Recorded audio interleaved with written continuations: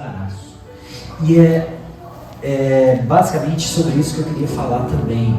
Queria que nós abríssemos a Bíblia lá em Ageu. Então hoje o tema da mensagem é provações. Nós temos sido provados. Sim ou não? Sim ou não? Temos sido provados, não temos? Temos sido abalados. Temos sido desafiados. E eu lembrei da época de Ageu. Ageu, capítulo 1, verso 1, diz o seguinte: no primeiro dia do 6º mês, do 2º ano do reinado de Dario, a palavra do Senhor veio por meio do profeta Ageu ao governador de Judá, Zorobabel, filho de Sealtiel, e ao sumo sacerdote Josué, filho de Jeozadak, dizendo: assim diz o Senhor dos exércitos, este povo afirma, ainda não chegou o tempo de reconstruir a casa do Senhor. Por isso, a palavra do Senhor veio novamente por meio do profeta Ageu. Acaso é tempo de vocês morarem em casas de fino acabamento, enquanto a minha casa continua destruída? Acaso é tempo de vocês morarem em casas de fino acabamento, enquanto a minha casa continua destruída? Gente, qual é o contexto aqui do livro de Ageu? Aqui nós estamos falando de um período do ano de 520 a.C. E o que isso significa?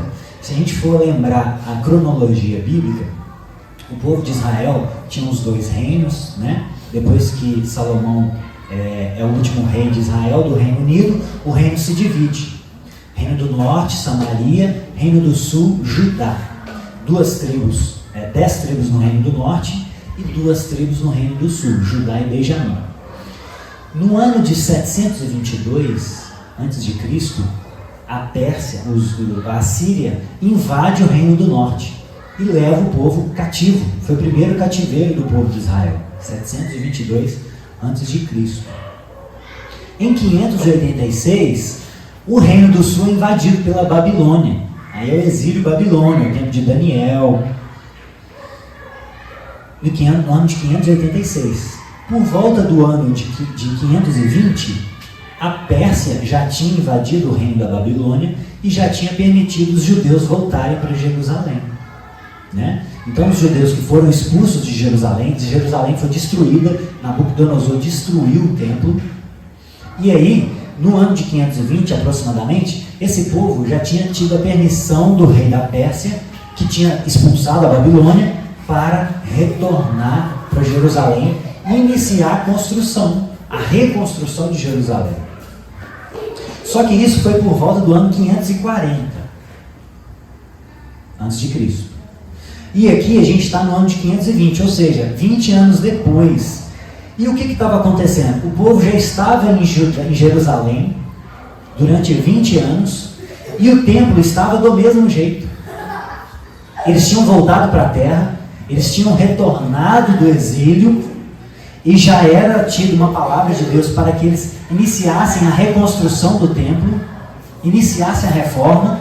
E o que aconteceu? Eles estavam procrastinando. Esse é o contexto. Eles estavam há 18 anos, para ser mais preciso, eles estavam 18 anos já em Jerusalém novamente e não tinham iniciado a reconstrução do templo. E eles estavam dizendo o seguinte: não chegou o tempo de reconstruir a casa do Senhor, verso 2. E aí por isso que Deus diz por meio de Ageu: acaso é tempo de vocês morarem em casas de fino acabamento, enquanto a minha casa continua destruída? Então esse é o contexto, a procrastinação do povo. O povo estava preocupado com as suas casas e não estavam edificando aquilo que era coletivo. Entenderam o contexto? Esse é o contexto do livro de Ageu.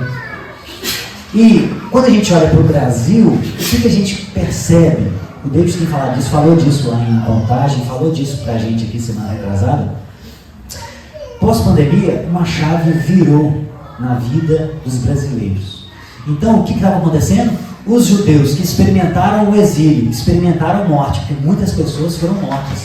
Nabucodonosor, eles não entravam pedindo licença, eles entravam destruindo tudo. Se alguém não saísse, matava a fio da espada. Aqueles que eram melhores levavam para o serviço. Então era um período de destruição. Os judeus estavam vindo de um exílio após sofrimento, após ter contato com a morte, e quando eles voltam para o seu ambiente mais seguro, eles tendem a procrastinar, a querer cuidar da sua vida e a querer esquecer do que é coletivo. Por quê? Porque o contato com o sofrimento assusta, né? O povo do sul, eles não tinham sido invadidos. Eles estavam há mais de 300 anos em paz na sua terra. Então eles ficaram em paz muito tempo. Em 586, vem Nabucodonosor, invade e imprime tanto sofrimento e morte a eles. Isso machucou eles. Isso trouxe medo.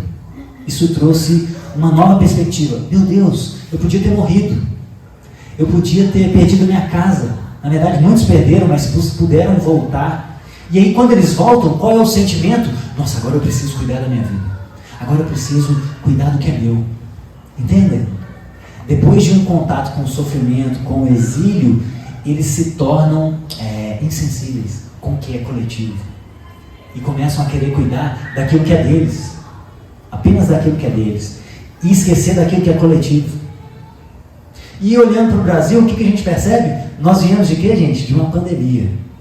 Muitas pessoas perderam pessoas próximas, entes queridos.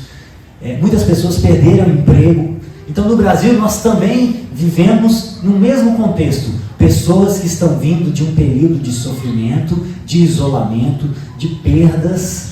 E o que isso tem gerado, e é isso a gente conversando com esses pastores, conversando com o pastor Xande, que é diretor da Pão da Vida na América Latina, o que a gente tem ouvido é o seguinte: isso é geral, isso não é só na nossa comunidade. Diminuição de pessoas não é só na nossa comunidade, é geral. Tem comunidades de 100 pessoas que voltaram com 10, 12, perderam 90% dos membros. Algumas Pão da Vida perderam 70% dos membros pós-pandemia. E as que voltaram com todas essas demandas. As que voltaram com toda essa dificuldade de colocar a cabeça no lugar. O quanto de energia eu tenho que cuidar daquilo que é meu, que é individual, e o quanto de energia eu tenho que disponibilizar para o que é coletivo. Então isso gerou essa dualidade na cabeça das pessoas. Quanto de energia eu vou imprimir? Então nós vemos cristãos vindo de uma pandemia, pós-sofrimento, risco de morte, abandonando o cuidado do que é coletivo. O mesmo cenário de Ageu. O sofrimento, gente, ele põe à prova nosso coração. O contato com a morte, o contato com o fim, põe à prova o nosso coração. Aí vem à tona, né? Por isso que a Bíblia usa muito essa linguagem de que Deus é um fogo. Por quê? Porque o fogo, ele purifica. Quando a gente coloca um metal no fogo, a sujeira sobe, sabia? A sujeira sobe, eles retiram aquela sujeira e aí esse metal precioso, ele é purificado. Por isso que a Bíblia usa essa linguagem de que Deus é um fogo consumidor. Por quê? Não é que Ele quer destruir a gente, mas Ele quer purificar a gente. O fogo da provação é exatamente para vir à tona a sujeira. Está entendendo? Esse é o fogo. E a gente está passando por um momento de provação. Estamos passando por um momento de rever as bases daquilo que acreditamos. De rever a base daquilo que nós cremos. De ver qual é o fundamento está em cima. O que está em cima disso? Ou o que está embaixo? Qual é o fundamento? O que a gente tem construído em cima disso e o que está embaixo? Em Ageu, quando a gente percebe o versículo 4, ele diz que é tempo de vocês morarem em casas de fino acabamento. Lá, muitos estavam demandando por excesso, né? Cuidando da sua casa de forma excessiva, construindo casas de fino acabamento, né? Excesso, luxo. Mas nós sabemos que na nossa realidade nem sempre é assim. Quase sempre não é assim. Nós sabemos que muitas vezes são questões de necessidades de fato. Nós conhecemos vocês. A questão é quem é o Deus que nos sustenta? Quem prometeu que iria cuidar de nós? Não sou eu, não é a Rafa, não é a Priscila, não é homens. Não são homens, é o próprio Pai. Ele é cuidador. Jesus, no Sermão do Monte, ele trouxe exatamente essa questão da ansiedade da vida.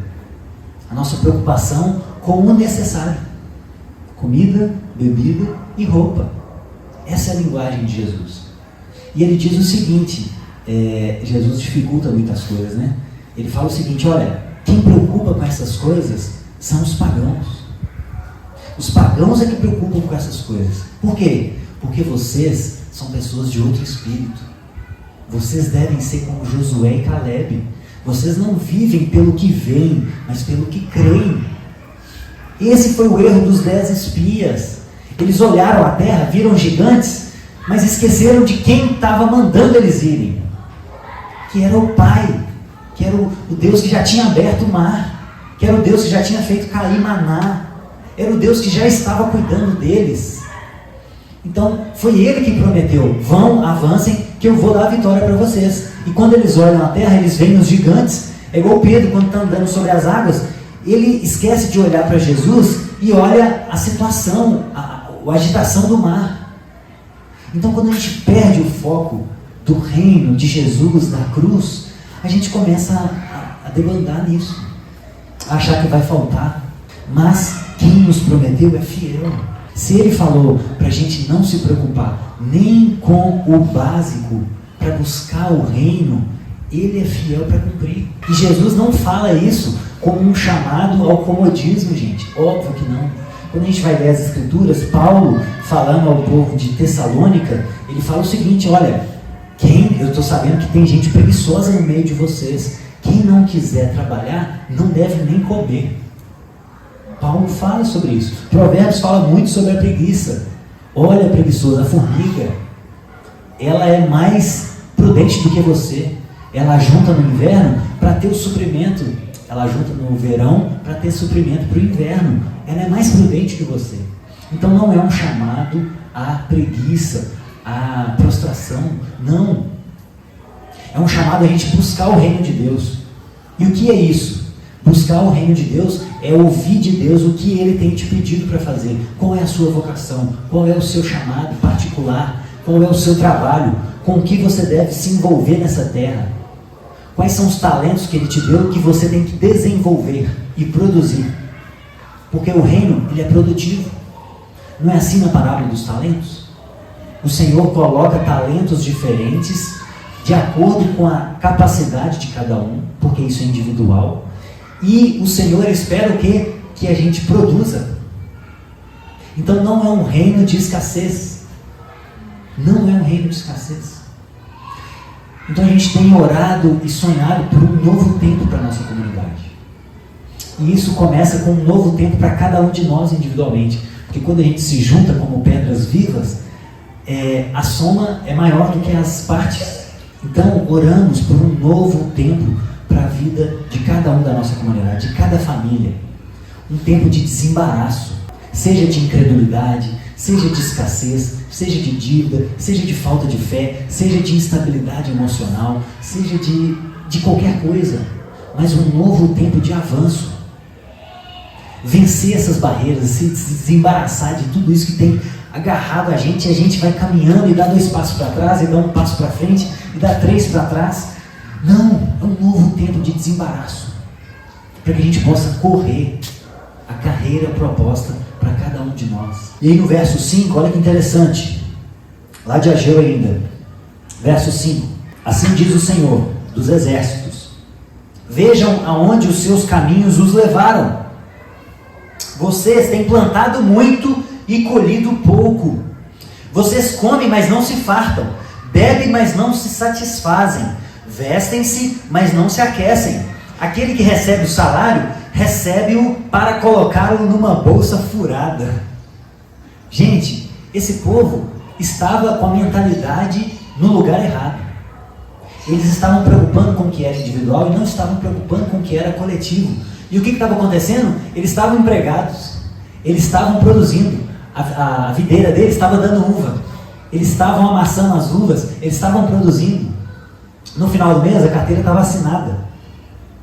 Porém, o que estava acontecendo? Tudo estava indo embora pelo ralo. Por quê? Porque tem a ver com a mentalidade. Tem a ver com a mentalidade, não tem a ver com o quanto tem caído na nossa conta. Sem Deus, muito é pouco. Mas com Deus, o pouco se torna muito. Por quê? Porque tem a ver com a mentalidade. Tem a ver com quanto de energia nós temos despendido para nós e para o coletivo. Então, muitas vezes o embaraço não é pela falta de recursos, mas pelo saquetel furado. Às vezes temos boa receita, mas não sobra. Eu trabalho em academias de poder aquisitivo muito alto e eu ouço pessoas falando o seguinte: eu não sei para onde vai meu dinheiro. Eu ganho 15 mil, 20 mil por mês, mas eu não sei para onde vai. Por quê? Porque é um saquetel furado.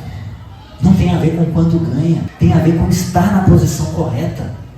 Tem a ver com estar com a mentalidade correta, com a preocupação equilibrada com o que é coletivo e o que é individual. É isso, é a mentalidade. E o pouco na mão daquele que está com a posição alinhada, que está na posição correta, ele vira muito. Vocês lembram das igrejas da Macedônia? Paulo fala o seguinte, gente, falando aos coríntios, os macedônios, mesmo na sua extrema pobreza, eles superabundam na sua generosidade. Por quê? Porque eles estavam com a posição correta, eles estavam com a mentalidade correta, eles confiavam naquele que os chamou. Eles sabiam que se eles buscassem o reino em primeiro lugar, e a sua justiça e as coisas em ordem, isso é a justiça do reino, as coisas em ordem. Não é isso que Paulo fala, gente? Paulo fala muito disso, né?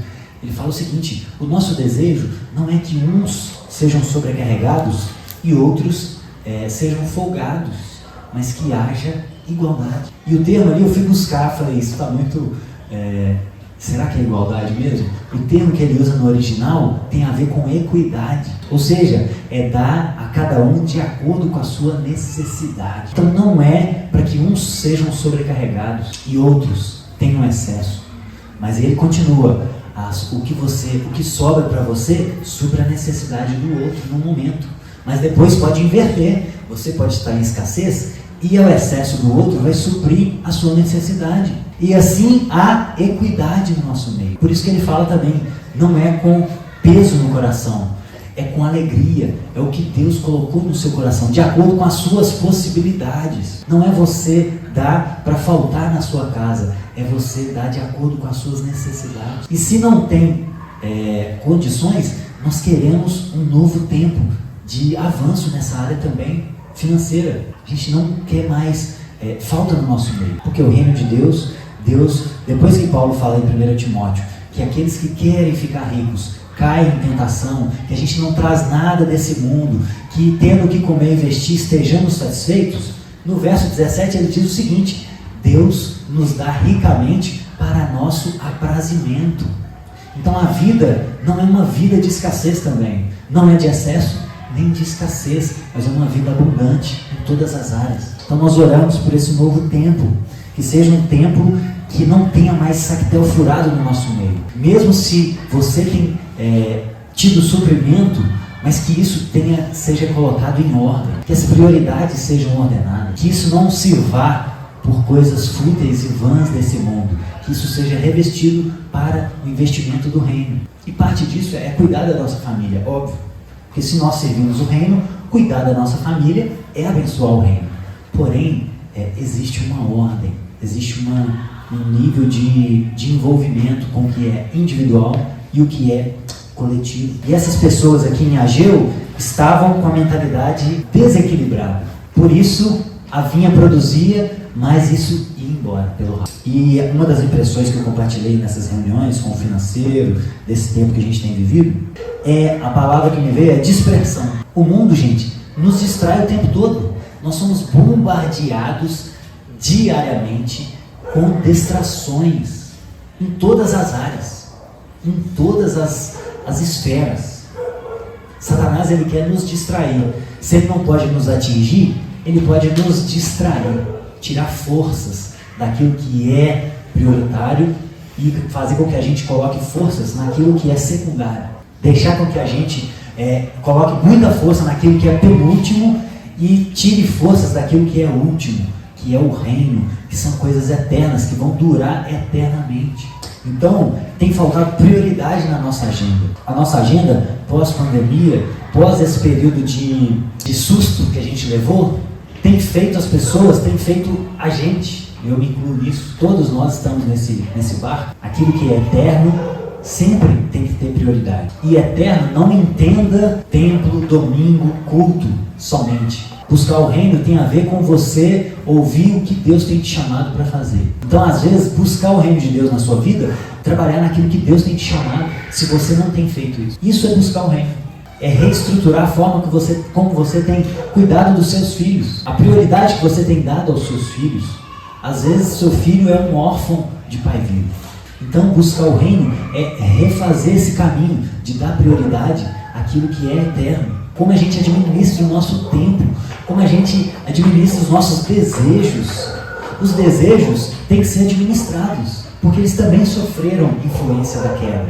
E o que o mundo tem feito para nos distrair, como eu falei semana passada? Você é o que você deseja. Não, os nossos desejos caíram também, e eles têm que ser organizados, colocados numa prioridade. Esse desejo não convém, então eu suprimo ele. E esse desejo eu não tenho de fazer o que é certo. Eu tenho que alimentar esse desejo, né? Existe um impostor dentro de nós, mas também existe o Espírito Santo. A questão é, antes de encontrarmos com Cristo, só tínhamos um impostor. E era natural, alimentar ele era algo natural. Mas quando nós nos entregamos a Cristo, o Espírito Santo passa a habitar dentro de nós. Então existe uma voz agora que fala, opa, a velocidade está muito alta. Opa, isso é irresponsável. Opa, cuidado com essa moça, cuidado com esse rapaz. Agora existe essa voz dentro de nós. Antes era só uma voz, e a gente ia dando vazão a tudo que a gente desejava. Agora nós temos duas vozes. A questão é, qual delas nós vamos alimentar diariamente? Aí que entra o processo de santificação, gente. A salvação é uma porta. Entregamos a nossa vida a Cristo. Agora iniciamos um processo de santificar. E isso exige esforço. Isso exige esforço. O hábito de ler a Bíblia diariamente, isso vai se tornando automático. Nós vamos tendo prazer de estarmos na presença de Deus. O ato de jejuarmos, o ato de orarmos com frequência, no início vai exigir esforço, porque não era natural. Mas depois que a gente vai se esforçando, o Espírito Santo vai atuando em nós. Isso vai se tornando natural. A santidade vai se tornando natural. Você já consegue fazer certas coisas com a prática que você não conseguia antes. Certas ofertas, você já consegue falar não. Antes era natural você ceder aos seus desejos. Colocar as coisas do alto, que é tudo isso na nossa vida, mas inclui a vida comunitária da igreja, do corpo, não era natural. Agora eu preciso repensar minha vida. Poxa, isso envolve não só a parte financeira, que é o momento que a gente está vivendo, mas envolve tudo. Nós tentamos não ser uma igreja com muitas atividades propositalmente, porque nós não acreditamos que o reino de Deus é só aqui no domingo, na terça-feira de oração. Não, exige prioridade de nós. Quais compromissos nós temos colocado no domingo de manhã, nas terças de oração, em momentos que a gente tem escola? Quais compromissos nós temos colocado? É uma questão de prioridade. E quando eu olho para a minha vida, a gente desde 2012 tem estado à frente da comunidade. Então muitas das coisas nós fazemos por obrigação. Porque se a gente não fizer, não vai acontecer. E quando eu olho para a minha vida, quando eu olho que eu tenho que treinar uma música para cantar aqui, quando acaba eu penso assim, nossa, se eu não tivesse tido a obrigação, eu não teria feito isso, eu não teria sido edificado como eu fui hoje. E a obrigação só vai vir se dentro de nós existir uma prioridade. Não, estar lá no domingo é importante. Ah, mas eu não toco, eu não canto. Por que não? Talvez isso tenha que começar a mudar. Porque nós temos falado isso aqui, nós somos um sacerdócio real. Não estamos aqui ministrando vocês, nós estamos aqui ministrando ao Pai. Todos nós estamos aqui para cantar, para orar. O microfone fica aqui propositalmente. Então todos nós temos responsabilidade. Nós nos preparamos tanto para um casamento, mulheres principalmente, tem uma agenda, o sábado fica todo tomado. Por quê? É unha, é cabelo, é massagem, é peeling, é tudo isso. O quanto nós nos preparamos para um culto de domingo, gente? Nós viemos às vezes totalmente voados. Tipo assim, o que tem sido falado no grupo? O que tem sido orado na igreja? Quais são os motivos de oração da igreja? O que tem acontecido na comunidade? Às vezes o grupo está silenciado. E aí a gente chega aqui totalmente alheio do que está acontecendo na comunidade. A questão é, nós somos um sacerdócio real. Nós temos que chegar aqui em oração, em espírito de oração, para que cada um traga a sua porção, a sua contribuição. Uma oração acende o culto. Uma palavra, um choro acende o nosso culto. Então é responsabilidade de cada um de vocês. Não é só nós. Cada um de vocês é um sacerdote. Essa foi a mudança de chave da reforma. Porque a Igreja Católica Romana entendia que existiam os sacerdotes e os leigos. Porém, Lutero olhou e pensou assim, não, Pedro fala que nós somos sacerdócio real. É mais difícil? É muito mais difícil. É desconfortável isso, gente? É muito desconfortável. É muito mais fácil você estar numa igreja muito numerosa, onde você não é visto, onde as pessoas não conhecem o que você faz segunda-feira. Você chega lá, canta a sua música, o som é alto, ninguém ouve nem a sua oração, porque esse é outro ponto, né? Às vezes nós estamos com poucos instrumentos, o violão a gente tem que dar uma regulada nele, porque está dando mau contato, está mais baixo, e aí quando para, silêncio total. Por quê? Porque nós temos vergonha, nós somos tímidos, nós não oramos, porque a gente não pratica em casa. Então uma coisa vai juntando a outra, vocês estão percebendo? Nós precisamos de pessoas com mentalidade de sacerdócio real. Todos são sacerdotes. Isso é muito incômodo. De fato é muito incômodo. Para nós também. É um esforço assim, diário, fazer parte de uma comunidade pequena. Por quê? Porque a gente é exposto aqui. E por isso que a maioria não se identifica com esse tipo de comunidade. E por isso, acredito eu, nós não temos crescimentos exponenciais. Pessoas já deixaram a gente falando o seguinte, eu não aguento a proximidade. Pessoas próximas a gente, eu e a Lídia, começaram a caminhar com a gente lá na casa do Júlio ainda. E quando a gente começou a entrar em áreas da vida dela que a gente percebia que precisavam ser mudadas, ela falou assim, nossa, não aguento essa proximidade. Quero meio, assim, as entrelinhas, né? O que ela quer é uma comunidade grande com som alto para que ninguém ouve ela orando, para que ela não tenha participação naquele momento e saia, cumprimente, paz o Senhor no final do culto e tudo bem. Isso é mais confortável. Mas isso não é evangelho. Isso, infelizmente, não é evangelho. Evangelho é comunidade. É comum. E nós acreditamos nisso. E nós vamos insistir nisso até o fim dos nossos dias. Por quê? Porque isso é o que entendemos por ser igreja, independente de resultados. Porque os resultados, eu comentei com os meninos esses dias, gente, a gente encontrando com outros pastores agora, a gente começa a perceber a preciosidade que nós temos. O nível de relacionamento que nós temos na nossa comunidade é algo raro. Hoje em dia, é algo raro. O nível de problemas que nós vemos nas outras comunidades é algo absurdo. Um pegando a menina do louvor, líder, incentivando o vício aos seus liderados. São coisas assim absurdas. É gente fumando maconha, é gente bebendo até se embriagar em reuniões da igreja. Assim como já acontecia lá na época de Paulo, e ele falando, gente, vocês estão indo para a ceia e se embriagam? Nós temos uma preciosidade, nós temos fundamentos muito sólidos. Temos casamentos aqui. Gente, quanto de casamentos que o David já fez no nosso meio? Dá mais de 15. E os casamentos estão dando certo. Não porque não tem dificuldades, mas porque estão perseverando em meio às dificuldades. Pessoas estão tendo filhos. O tanto de menino que a gente tem visto, gente, isso é uma preciosidade. Isso é raridade. Então nós acreditamos na nossa igreja. Nós acreditamos no que nós temos ouvido há 10, 12 anos atrás. Um novo tempo de desembaraço. Que cada um de nós se desembarace com as suas questões, sejam emocionais. Vamos abrir o coração. Nós estamos aqui. Toda quinta-feira nós temos plantão o dia inteiro. Às terças-feiras à tarde eu estou disponível. Não pode? A gente combina, a gente organiza. Mas o que a gente não pode é ficar com essas coisas dentro de nós. E aí assim, quando a gente consegue um tempo, às vezes é muito superficial. Tá tudo bem? Não, tá tudo bem. Tá bom. Então vamos ser honestos. Vamos abrir o nosso coração. Vamos organizar a nossa alma.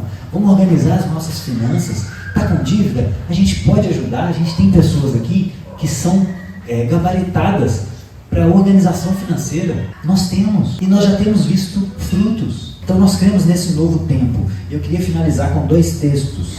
Lucas 16, versículo 10. Jesus traz a parábola do administrador astuto e ele finaliza a parábola falando o seguinte: quem é fiel no pouco, também é fiel no muito. Quem é desonesto no pouco, também é desonesto no muito. Uma questão lógica. Se a gente não é fiel no pouco, como nós vamos ser fiéis no muito? Uma questão lógica. E nós somos uma comunidade pequena, nós somos uma comunidade de pessoas simples. A questão não é a quantidade, é a fidelidade. O coração está no lugar certo. Porque muitas pessoas que ganham muito estão com saquetéis furados. Não prosperam, mesmo ganhando muito. A vida está toda enrolada. Não sabe nem para onde gasta o dinheiro. Outro texto, 1 Coríntios 9, verso 6. Aquele que semeia pouco, também colherá pouco. Aquele que semeia com fartura, também colherá fartamente. E aí segue aquilo que eu já falei, né? Cada um dê conforme determinou no seu coração. Mas o que ele está falando? De uma lei, que é a lei da semeadura, a lei da colheita. Então, tem a ver com fidelidade no pouco, e tem a ver com lembrarmos que, quando somos fiéis no pouco, Deus nos confia mais. Por quê? Por causa da fidelidade. O saquetel ele é furado, por quê? Porque a nossa fidelidade não está em Deus. Mas quando estamos em Deus, quando somos fiéis no pouco, Ele nos acrescenta. Por quê? Ele sabe que aquilo é uma semente. E como o Felipe ensinou pra gente, é genial, semente não se come, semente se planta. Quando o livro de Hebreus fala um novo tempo de desembaraço, desembaraçar para correr, a palavra no original ali tem a ver com pôr de lado o peso, pôr de lado o estorvo. Ou seja, é colocar de lado aquilo que tem nos limitado de correr. E Deus nos chama para correr, e não para trotar, ou caminhar, ou para retroceder. Deus nos chama para correr. O tempo tem que ser redimido. Jesus está voltando. Então existem pessoas que estão esperando ouvir o Evangelho da nossa boca. E o que tem acontecido? Nós estamos tímidos. Nós não falamos mais do Evangelho. Então eu queria orar para que venha um novo tempo sobre nós.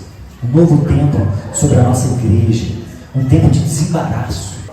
Um tempo de desembaraço. Que a nossa vida espiritual seja desembaraçada. Que nós tenhamos aquela ousadia que tínhamos quando conhecemos a Cristo.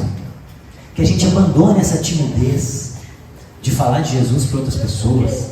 Estou num grupo lá de homens, eu tenho que chamar esses homens. Tem outros cristãos lá, e aí os homens começam a conversar fiado, começam a postar coisa indecente, e eu começo a chamar a atenção e colocar algo que edifique a vida deles. E aí os outros cristãos ficam calados. Tem 3, 4 homens lá que são cristãos e ficam calados. E aí esses dias eu chamei um e falei assim, cara, por que vocês ficam calados lá no grupo? Por que vocês não... Eu estou falando alguma coisa errada? Ah, você que é pastor, né, Bruno? Entende a mentalidade? Então isso tem que acabar no nosso meio, gente. A gente tem que desembaraçar com essas coisas. E eu queria que você ficasse de pé para nós orarmos por esse novo tempo de desembaraço. Um novo tempo de intrepidez. Um novo tempo de fidelidade. Nós conseguimos, gente. Nós conseguimos 100% de fidelidade. Nós conseguimos. Por quê? Porque nós temos Cristo, é Ele que nos capacita. Nós não conseguimos pela nossa força, mas por Ele e para Ele, nós conseguimos. Nós conseguimos alcançar mais pessoas. E isso vai se tornar mais leve para outras. Porque quanto mais pessoas contribuindo, isso vai diluindo, vai ficando mais leve. Porém, até que esse tempo não chegue, nós precisamos de todos. Pai, nós oramos, Senhor. Oramos por um novo tempo na nossa comunidade, Pai. Oramos por um tempo de desembaraço, Pai. Que nós deixemos de lado esses pesos, esses estorvos, aquilo que tem atrapalhado nós de corrermos para o Teu reino, para a Tua cruz e avançarmos como igreja, Pai. Oramos pela vida financeira das nossas famílias. Senhor, que seja pela dívida, seja pelo excesso, nós oramos por prioridades, Pai, por alinhamento, por ordem. Por favor, Senhor, abra os corações das nossas famílias, para que possamos expor aquilo que temos dificuldade.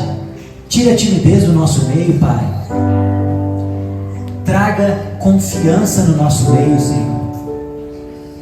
Traga confiança, Pai. Nós não somos como o mundo. Não precisamos temer abrir a nossa vida com cristãos maduros, porque o mundo distorce tudo, o mundo há fofoca, o mundo não há bons conselhos. Nós estamos aqui num ambiente seguro. Então ajude, Senhor, as pessoas da nossa comunidade a abrirem a sua vida. Nós vivemos no meio da luz, nós não vivemos no meio das trevas. Nós vivemos no meio da luz. Então traga luz no nosso meio, Pai. Traga luz, Pai. E mesmo quando a gente for abrir algo que é tenebroso, que é sujo na nossa vida, que nós tenhamos confiança no outro que está nos ouvindo. Por favor, Senhor, traga essa confiança, traga essa cultura de discipulado no nosso meio, Pai. Nos ajude a desembaraçar na nossa vida financeira. Acabe com as dívidas no nosso meio, Senhor. A sua palavra diz para não devermos a ninguém coisa alguma. Então oramos por um novo tempo, o fim dessas dívidas, em nome de Jesus, Pai. Oramos pela prosperidade das obras nas nossas mãos. Aquilo que nós estamos envolvidos, Pai, que isso seja produtivo, que deixe de produzir a 1 para 1, que seja produtivo a 10 para 1, a 30, a 60, a 100 por 1. E que sejamos pessoas confiáveis, de lidar com o muito, porque começamos a ser fiéis no pouco. Então traga fidelidade no nosso meio, Senhor. Traga uma nova mentalidade de fidelidade, que não tem a ver com um valor, mas tem a ver com uma consciência. Por favor, Senhor, prospere as obras das mãos dos meus irmãos, Pai. Traga prosperidade emocional no nosso meio, Senhor. Que as amarras do passado sejam libertas em nome de Jesus. Que essa ansiedade de viver no futuro se caia em nome de Jesus. Que nós vivamos o presente com gosto de vida na boca, Pai. Que nós vivamos o presente com intensidade, com intencionalidade. E com uma vida leve, com uma vida sem dívidas, com uma vida que a gente consegue descansar, que a gente consegue viajar, que a gente consegue investir cada vez mais no reino de Deus e na sua justiça, Senhor. Por favor, Pai, oramos por esse novo tempo, oramos para o fim desse tempo de timidez, que sejamos pessoas evangelistas, que falemos do Senhor para as pessoas que estão à nossa volta, onde quer que elas estejam, seja no trabalho, seja nas escolas, seja na faculdade, seja na fila do banco, que nós sejamos pessoas com intrepidez, Pai. Tire a timidez do nosso meio em nome de Jesus, Pai. Acabe esse período de timidez no nosso meio, e que nossa vida seja uma atração para outras vidas estarem no nosso meio e ouvirem aquilo que temos ouvido e serem exortadas por aquilo que temos sido exortados, e que seja um tempo de prosperidade em todas as áreas da nossa vida, Pai. Livre-nos desse peso, tire esse peso em nome de Jesus. Nos ajude a discernir o que é um peso e o que é uma mochila, Pai, como o Senhor fala em Gálatas. Aquilo que é coletivo, que tem que ser repartido, e aquele peso, aquela mochila que cada um de nós temos que carregar. Dê-nos esse discernimento, Pai, o que é nosso e o que é coletivo. Traga ordem no nosso meio, Senhor, em nome de Jesus, Pai. Em nome de Jesus, oramos por esse novo tempo, e que isso seja uma marca na vida da nossa igreja, que acabe esse período de escassez e venha um período de abundância, em nome de Jesus, Pai. Abundância emocional, plenitude de vida, plenitude de vida, Pai. Que acordemos segunda-feira com gosto de vida na boca. Que as obras das nossas mãos, Pai, comecem a prosperar a 30, 60 e 100 por 1. Que nós consigamos, como comunidade, abençoar outras missões, Pai. Não só a Juliana, que tem passado muitas dificuldades, e graças ao nosso auxílio, eles têm tido o mínimo possível para respirarem, Senhor. Que tenhamos condições de abençoar outros missionários, que tenhamos condições de alcançar outras vidas, pagar seminários, faculdades, abençoar o seu reino de várias formas, Pai. Em nome de Jesus, venha esse tempo sobre nós. Em nome de Jesus. Tire a timidez do nosso meio na hora do louvor, Pai. Hoje foi um tempo de refrigério para as nossas almas. Que seja um novo tempo de sacerdócio real, onde todos ministram, onde todos cantam, onde todos oram. Em nome de Jesus. Em nome de Jesus, Pai. Nós te agradecemos e te louvamos.